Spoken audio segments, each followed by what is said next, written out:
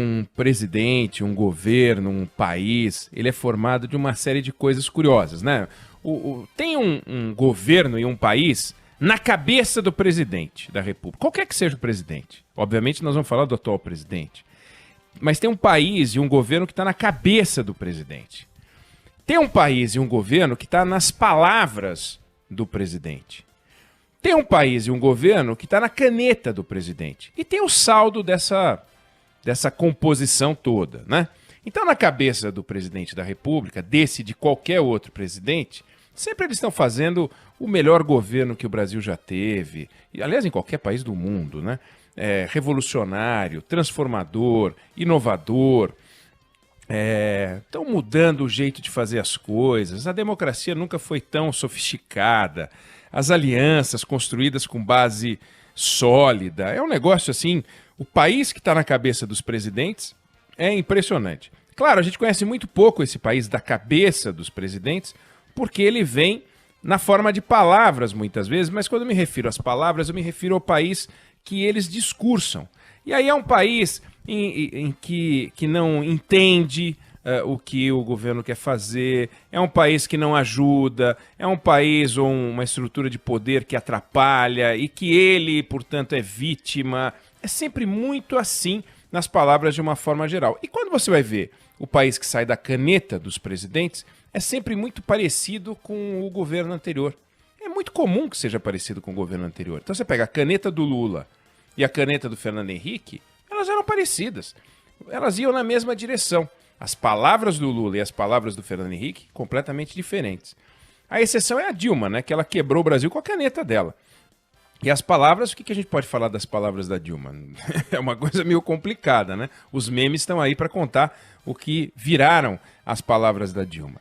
Quando você pega o país da cabeça do Bolsonaro, a gente sabe muito pouco, né? A gente interpreta porque a gente arranca das palavras dele, mas nas palavras dele está transformando o Brasil, poxa, é um negócio absolutamente inovador, né? Nunca o Brasil viveu essa transformação toda.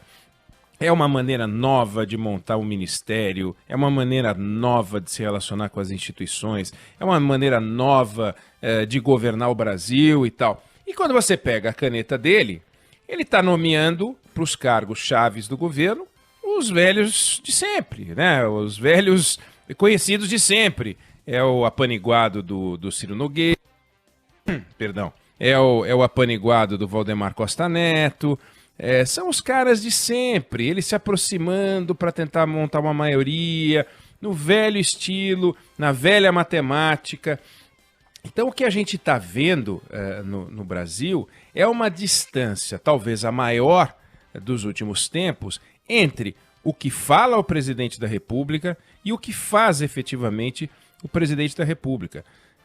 Continua a ter uma dificuldade do governo para conseguir dar a concessão das aposentadorias, a velha dificuldade de sempre, os pequenos empresários com dificuldade para receber seu crédito, o conflito com os outros poderes, como há muito não se via, a briga com os governadores, a base no Congresso tentando ser construída com base no toma lá da cá, e o toma lá da cá dele é diferente do toma lá da cá dos outros, né? Então, o que a gente está vendo nesse governo é um governo de conflito, a começar do conflito entre o que o presidente fala e o que o presidente faz.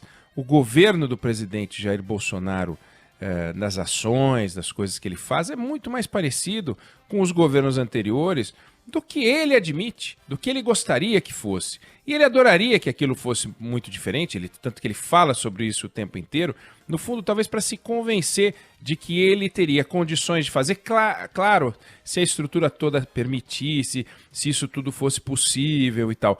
E o que a gente enxerga é um governo que vive num conflito. Um conflito entre o que ele é capaz de fazer, com as ferramentas de que ele dispõe da democracia, com aquilo que ele adoraria poder fazer se ele dispusesse de ferramentas que a gente não sabe quais seriam, porque a forma como a estrutura do Brasil é montada, e nós somos um país democrático, não entrega a ele outras alternativas, né? E aí a gente vê algumas dificuldades do presidente para lidar com essa realidade. A gente olha para as cenas de ontem, né? Veja só, o presidente ontem sobrevoou durante mais de 20 minutos com gasolina oficial, dando tchauzinho para uma turma num ato que não era um ato oficial. Aquilo ali não era... Ele não estava indo visitar um hospital de campanha, né? Ele não estava indo visitar uma obra, ele não estava indo visitar nada. Ele simplesmente estava dando tchauzinho, rodando com gasolina oficial, gastando gasolina do Estado, passeando e dando tchau para as pessoas que estavam lá fazendo uma manifestação. Aí do helicóptero desceu e foi para o cavalo. E ficou andando a cavalo na frente das pessoas, sem máscara, ao arrepio das leis estaduais. É que ninguém tem... Quem é que vai chegar lá e vai falar esteja multado, né? Ninguém chega no presidente, mas o segurança dele com máscara, o outro segurança com máscara, todo mundo com máscara e ele sem máscara, para dar aquela peitada. Que gesto a gente viu do presidente brasileiro em solidariedade ao cabo e ao soldado que fechariam o Supremo Tribunal Federal e que estão com Covid, entendeu?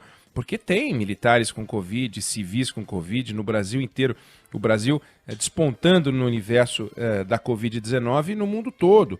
E é um assunto que para o presidente não existe. Existe a gripezinha, que ele não pegou, e existe um troço que os governadores inventaram, que é uma tal de Covid, que só se presta a fechar as economias para prejudicá-lo. Esse é um universo do discurso do presidente da República. Um discurso de confronto, um discurso que não abre espaço para conversa. Então a gente vê cenas que estão sendo patrocinadas por ele, na medida em que ele não as censura. O que a gente viu ontem na Avenida Paulista, em São Paulo, foi uma cena deplorável, né? Eram manifestantes? Não, eram arruaceiros. Milhares e milhares e milhares? Não, centenas e centenas e centenas. Ainda bem, o povo brasileiro é um povo ordeiro. Quando ele saiu às ruas em 2013, saiu por uma necessidade, por um desconforto. Aí sim, milhões e milhões de pessoas, aí sim, semelhante ao que se viu na Primavera Árabe, mas que não tem nada a ver o que aconteceu ontem aqui com o que está acontecendo nos Estados Unidos. E já teve gente que se antecipou para misturar uma coisa com outra. Não tem nada a ver uma coisa com a outra. Nos Estados Unidos, os negros representam 12% da população. Eles são mais de 26% dos casos de Covid-19.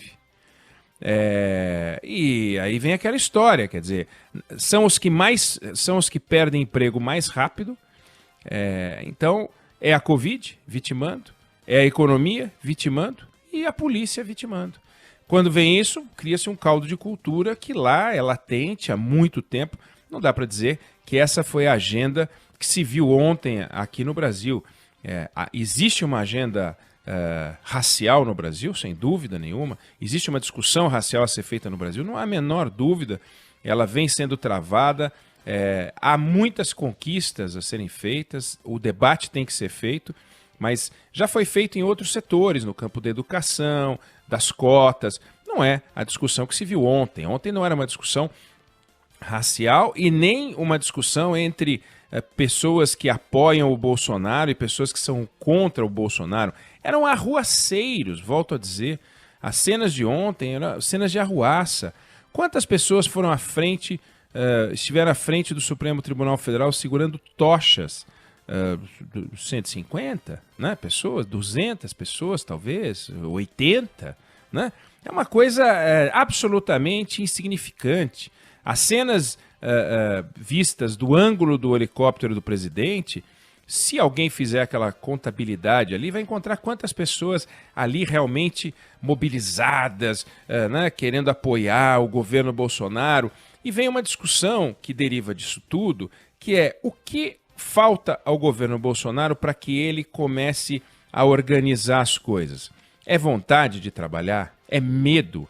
Ele está com medo das investigações das fake news? Ele está com medo das investigações da rachadinha? Ele está com uma questão familiar forte que está atrapalhando? Ou ele realmente quer criar um conflito com os outros poderes para tentar ver no que dá, né? Para ver se ele sai maior disso, se ele sai vitorioso, se ele consegue uma carta nova no baralho. Nós não estamos em 2013, volto a dizer, o Brasil quer se livrar de dois males. O mal da falta de saúde provocada pela Covid-19, um grande medo geral, e o mal da recessão. Quer dizer, a gente não quer morrer de Covid e a gente não quer morrer de falta de alimentos. E nesse ambiente, o que a gente precisa é que os nossos líderes se unam, não num pacto fantasioso que nunca vai acontecer, mas que se unam para tentar organizar o discurso das autoridades para que o Brasil possa andar numa determinada direção. E a gente não vê as coisas sendo facilitadas. É o discurso do ódio que vem sendo inoculado a cada final de semana. A impressão que dá é que o presidente da República investe no final de semana para que sábado e domingo gerem munição para que ele consiga produzir um ambiente de conflito cada vez maior, cada vez maior. A gente vê responsabilidade por parte das outras instituições de uma forma geral, do Congresso Nacional, do Supremo Tribunal Federal, do Poder Judiciário de uma forma geral. Agora, aqui e ali é preciso que fique claro para todos nós aqui, que nós estamos vivendo um momento tenso. Não acho que a democracia brasileira está em risco. As instituições brasileiras elas estão mostrando que têm força, porque estão suportando um momento extremamente tenso. E elas vão sobrevivendo. Quer dizer, as decisões do Supremo Tribunal Federal, em que pese o fato de que há erros de toda parte, de ministros tomando decisões que podem ser consideradas equivocadas, o fato é, o Supremo Tribunal Federal toma uma decisão e a decisão do Supremo Tribunal Federal vale.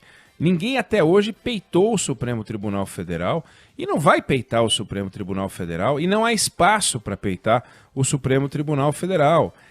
O presidente pode falar, chega, não teremos um dia como ontem, perdão, mas o fato é, na prática, não tem havido o confronto institucional. Então as instituições brasileiras têm a solidez necessária, a democracia não está em risco. Agora, o presidente não está facilitando as coisas.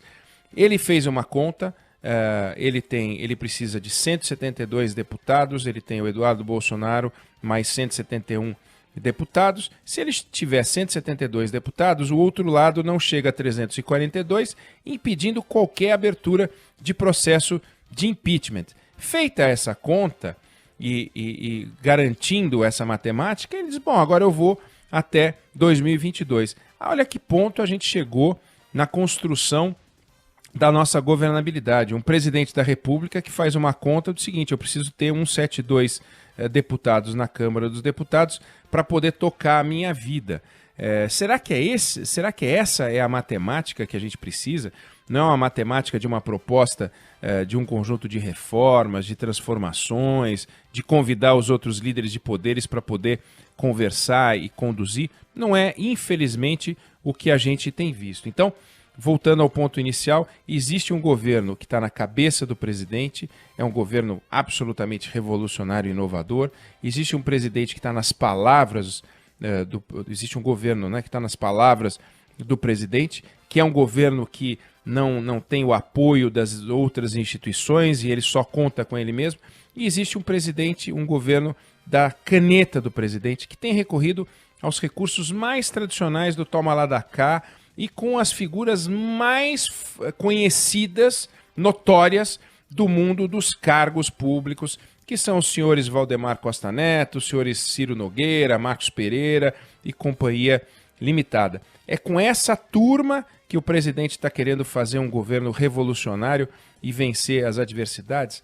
Vamos acompanhar isso de perto, mas quanto mais o tempo passa, mais o governo Bolsonaro vai ficando parecido com aquilo que ele considera de mais lamentável dos governos anteriores.